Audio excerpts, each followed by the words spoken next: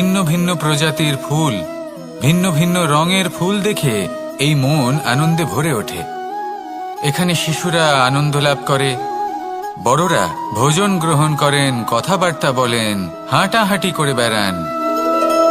এবার ভেবে দেখুন, যখন এই উপবনের নির্মাণ হয়েছিল সেই সময় যদি এই মাটিকে সঠিকভাবে খনন না করা হতো, যদি তাতে সঠিকভাবে বীজ রোপণ না করা হতো, যদি কোনো সংঘর্ষ না হতো, পরিশ্রম না করা হতো, যদি চলতে চলতে পায়ে কাঁটা না বিঁধে যেত, তাহলে এই সুন্দর বন দেখে আমরা কি এই আনন্দ লাভ করতে পারতাম?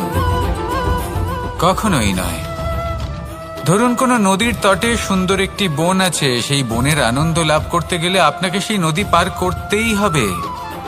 যদি সুখের নদীর কাছে পৌঁছতে চান, তাহলে তটে যে কাঁটা রয়েছে সেগুলোর সাথে সংঘর্ষ করতেই হবে।